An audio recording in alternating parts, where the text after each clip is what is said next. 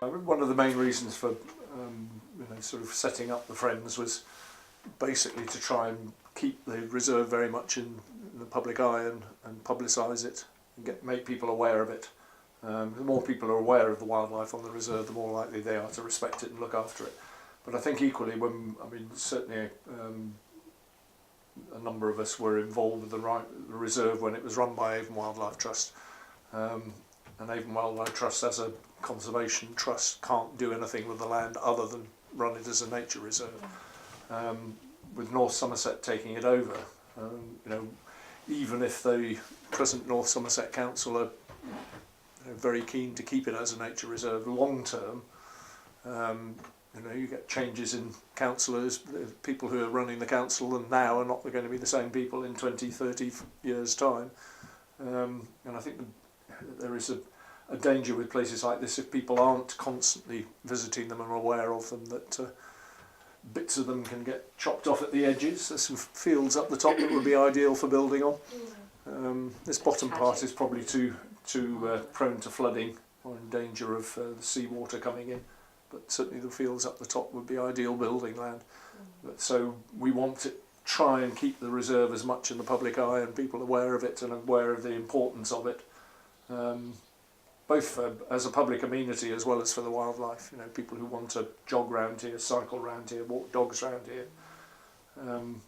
all should value it, and if they do and are very much aware of it, it's much less likely that something untoward's going to happen to it. So we see our role very much as just keeping it constantly in the public eye and people being aware of it. In some ways, if you go to the other Hyde, the North Hyde, winter is, and the colder the weather, the more birds you tend to get accumulating there because of the it brings birds down from further north. They come down here because it's not as cold as it is further north, so you get a lot of wintering ducks and waders like that snipe just seen. But summer there's probably more birds sort of spread out all the way around. You can hear more certainly because they're all breeding and singing and so on, so then perhaps a bit more obvious rather than all clumped in one place. But it's probably a little bit more difficult for people to see things in the summer. Depends though, doesn't it? If you came down, say, late evening, you'd see all the swallows and the swifts over the water here, and then as they go, the bats come out, and you're perhaps more likely to see foxes, aren't you, in the summertime? We have been told that the house builders, the Simon, are currently paying to manage the reserve, and we have been told that when the council adopts the reserve from the house builders, they will use the money in the account to pay for the reserve. Unfortunately, the money is already being spent, and quite a few people have asked questions as to where is the money going, and we have hit a few brick walls, but the money is, I think probably half of it is gone now, so there is a lot of concern because when there is no money, it will be funded by the council, from the council tax revenue. That's what we've been told, and that is quite frightening, because when you think you have a council who is already in financial difficulties and can't afford to do a lot of the very basic things, will they be able to adequately give the money that this reserve needs for it to be as good as it needs to be? I don't know. It is a major concern. So I was saying earlier on that at least with Avon Wildlife Trust, they have to put what money they've got into conservation, whereas the North Somerset Council have all sorts of other things that are far bigger priority than a nature reserve like this one. And one can imagine this getting squeezed out into financial terms in the long run. Which is tricky because the levy was great. Goldfinches, there's so many goldfinches around here. I mean, they're just so Numbers. beautiful. Actually, these hedgerows, there's a lot of winter thrushes, fieldfares and redwings come in, just starting to come in now, because these hedges, those red berries out there, which are the hawthorn berries, and they come in and feed on those in big numbers. Well, what we're doing, I mean, the kind of things the Friends of Portbury Wharf does is we try and, like we were saying earlier, get people involved, get people interested, and that does take money. Because one of the things that we have done is create a really lovely map of the reserve, and our intention is that people can have that in their pocket, and they'll know where to go and how far different walks are. But all of that costs money. So that's why we have the talk. We've organised the talk with Martin Hughes Games to help raise some money for us. Hopefully, that would be a good fundraiser. But we haven't done a lot of fundraising. But yes, the difficulty is the managing of the reserve is the council's responsibility right now, and I don't know how people could get involved in something like that. Certainly, I mean, a lot of if one's looking at sort of major fundraising things like getting grants and things, which a lot of people do to get money for, I don't know, let's say if the hide's got damage, replacing the hides or something, that's something the council isn't allowed to do. And if we spend our time raising money, it's difficult to know quite, it's Avon Wildlife, again going back to something like Avon Wildlife Trust, if you're giving money for, sort of obviously for conservation, whereas giving money to the council is not quite in the same category somehow. In fact, I'm not even sure that they would take money to. I don't think they would. No. Which is slightly awkward, really. So, I mean, I can see all sorts of things that the reserve could be, sort of things that could be done to make the reserve even better for wildlife than it is now. Some of those things they have done already. Actually digging out some of the pond here so it doesn't dry up quite so much in the summer. And one could do other work to the other ponds around there to make them better for wildlife and so on.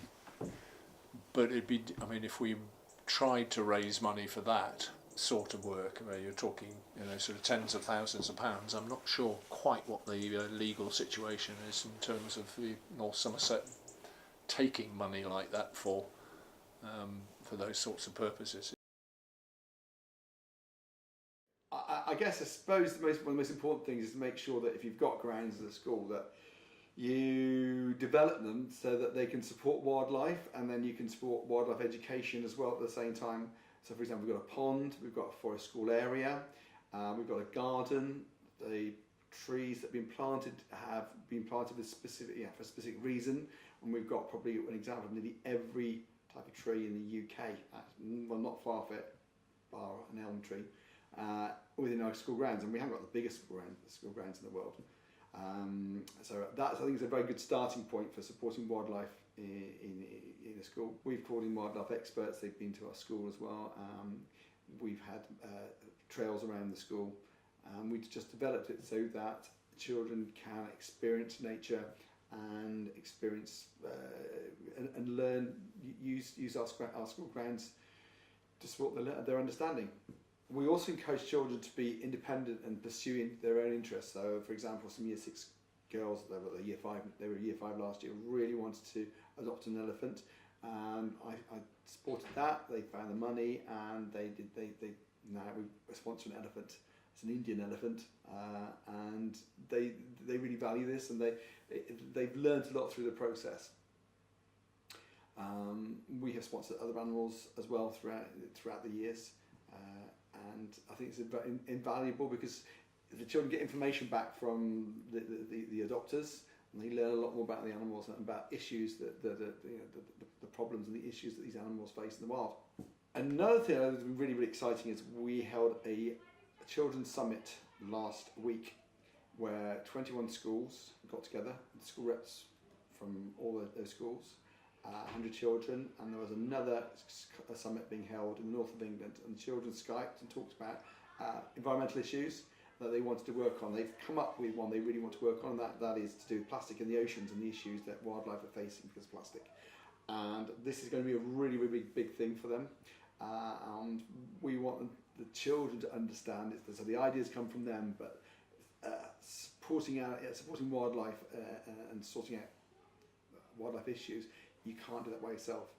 Collaboration is the one thing that's going to make a difference, and so the children are going to work together and try and make an impact on the issue. They've got a lot of ideas, and we have to facilitate and support that, and give them the opportunity to test their ideas and to explore and see that they can make an impact in the world. But collaboration is the way forward. You just said that the children realise that there's a lot, that 90% of the birds have plastic in their stomachs, and they know that turtles end up eating plastic bags because they think they're jellyfish.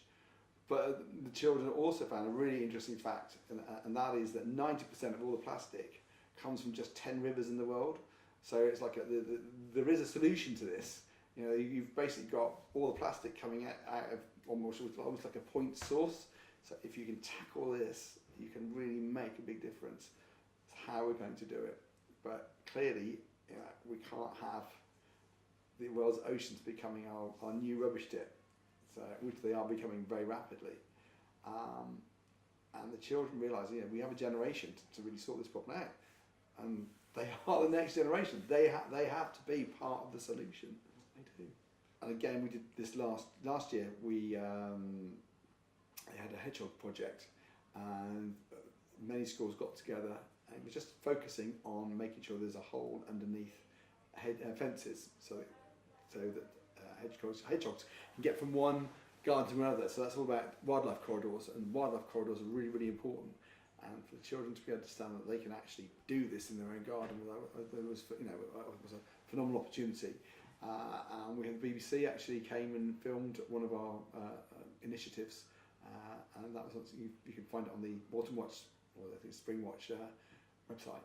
So again, it was that understanding that if you collaborate, you can make an impact and you can support wildlife that way. In the schools, lots of little initiatives. Children do things like litter picking. That's come off the backs of the children, it's their ideas, nothing that necessarily I've suggested, but about litter pickers, they realise that litter's an issue. It doesn't look nice, it's an issue for wildlife as well. So that is something we've encouraged children. Any children that want to do that sort of thing, we totally encourage them. We need to make sure that children, we open their eyes. We have a link with a school in Tanzania. So one of the reasons why we have that, it gives our children a global perspective on issues to do with pollution, with wildlife issues. So they know all about poaching, rhino horn, they know about ivory and the issues around that. So that is something else that has been really important in enabling children to have a better understanding of global issues as far as wildlife is concerned. And they know a lot about animals, African animals, because of that. But again, they do also know a lot about their own wildlife. And it's something, for me, I'm very interested in wildlife as well, so it's a passion that I've tried to impart on children in our school. As educators, we have to make sure that children have a clear understanding of local issues and global issues and how the two are related, really. That's really important. And we have a duty to explain that, because, as I said, they are the next generation, and we don't have much more than a generation to sort out some of the very, very big issues that we are facing in this world. That's part of our responsibility.